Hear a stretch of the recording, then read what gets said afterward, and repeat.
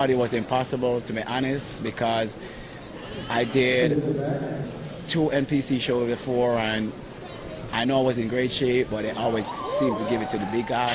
So it was never on my mind. So I just went there just to display what John harnessed, you know? All right, hey, this is John Sherman, IFBB Pro. Here with my client, Allan Powell. Just won the Phil Heath, first annual Phil Heath Classic. Lightweight, won the whole show, the overall, which is something that hasn't been done in I don't know when. We're going to do back and biceps today. Take you through a little bit of what we've done the last 3 to 4 months. And hopefully you guys out there can learn something.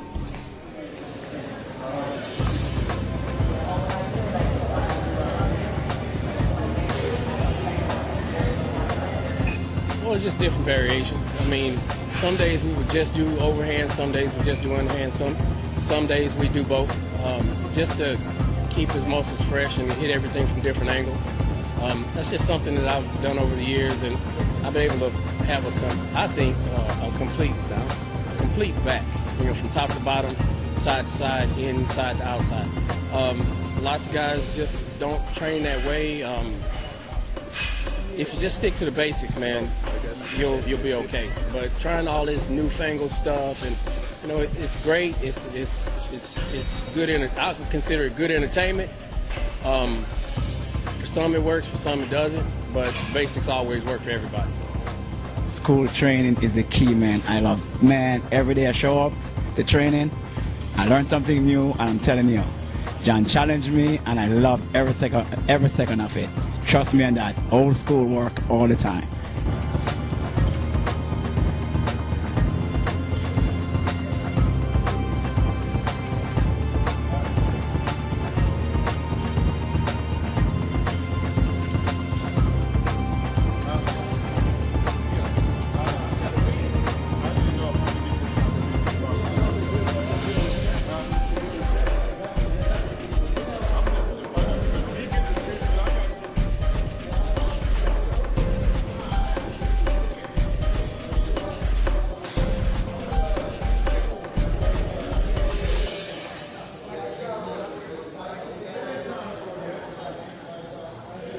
So leading up to the show, one thing that, through my experience, you know, my years of being a bodybuilder, and the way I was able to keep my mass on is I continued to train heavy all the way up, maybe till about 3 weeks until the show.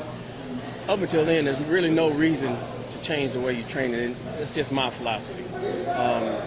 Go heavy, hard, but you also train smart. You don't go outside of, you know, you're not, check your ego, of course, but you push yourself to the max. And that's what I like about Allan, because Allan, anything I asked him to do, no matter what weight, he did it. He didn't complain. He didn't try to reinvent the wheel. As far as his diet was concerned, he did everything 100%.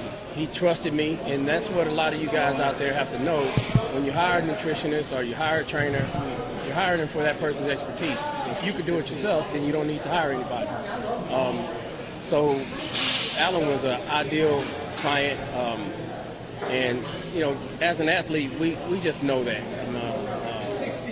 You trust your coach, and Allan was just a piece of cake to work with, and I'm looking forward to getting him to the Nationals, getting him his IFBB card, and we'll see where it goes from there.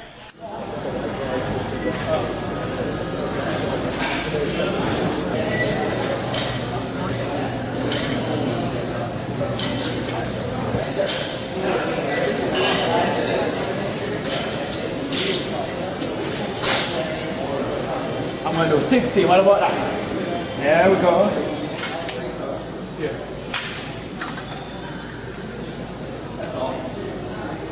Not one day I cheated, and as John say, trust your coach, your trainer, and just follow everything he say. That's the key and the best way to success, man.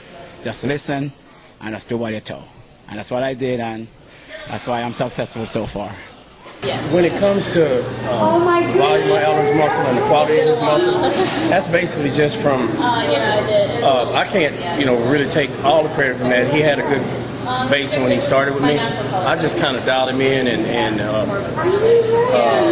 steered him in the right direction on his training and refined his physique more than anything. But again, basic heavy lifting was the key. So if you look at these videos and you see the detailing that he has, that comes from that. It doesn't come from anything else. There's no tricks or hocus pocus or any magic. It's just getting down in the trenches and training. Hands on your head while you're working on the floor. You know the number two, and as I walk through the door, coochie head to toe, so you know I'm getting told. Once I get a whip and flex, you gon' be digging up.